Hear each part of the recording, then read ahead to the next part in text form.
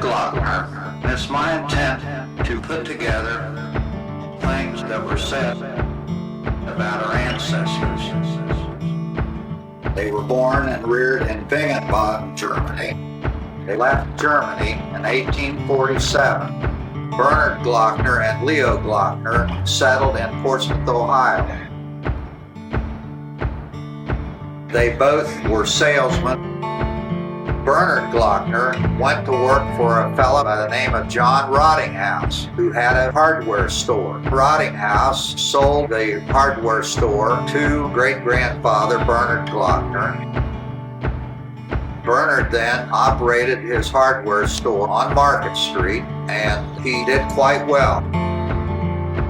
Bernard Glockner died in 1876. It is recalled that the funeral cortege was the largest ever seen in the city. His wife was Magdalena. They had 7 children. The original Glockner hardware was named B. Glockner Hardware. They changed the name to M. Glockner after Magdalena. Mrs. Glockner died in 1891, and it was then that Alex M. took over the store. He was in active control and with marked success. He promoted and advocated the building of the new U.S. Grant Bridge over the Ohio River. He was foremost in seeing the city prosper and was proud of the fact that he was partly responsible for its expansion.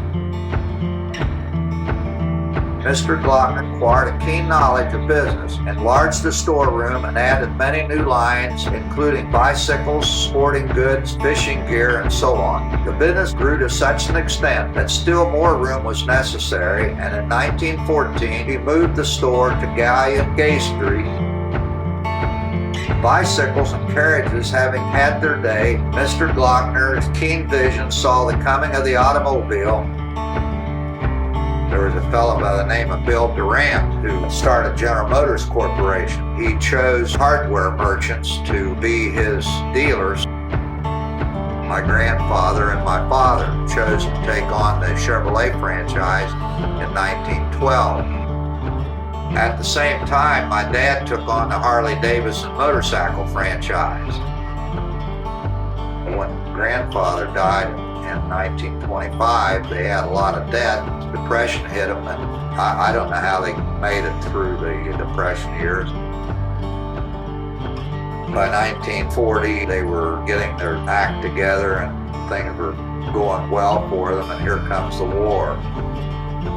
I went freshman year to college at St. Joseph's College in Rensselaer, Indiana, in 1940-41. My dad said there was going to be a war and you didn't need to have an education to fight a war. He said, you guys are going to be in it. We didn't go back to school after a freshman year. We went to work in a defense plant building aircraft engines. I always said, I hope I never have to fly behind one of those engines. Well, Pearl Harbor happened. Got a private pilot's license, then enlisted in the Naval Air Corps. I was commissioned in July of '43 as a torpedo pilot.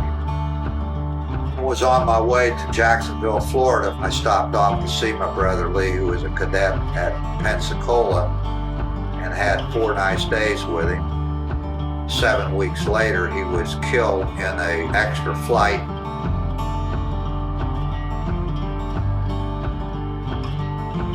I was the 4th generation in business, and my son now is the 5th generation in business.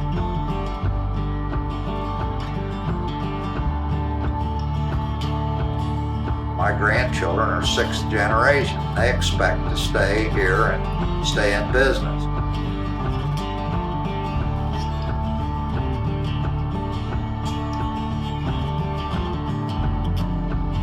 We don't know of anybody that's perpetuated any better, to have been able to buy and settle up with everybody without alienating and losing the love and respect and affection. It has to say a lot for the character of the families and what's been transmitted through to everyone.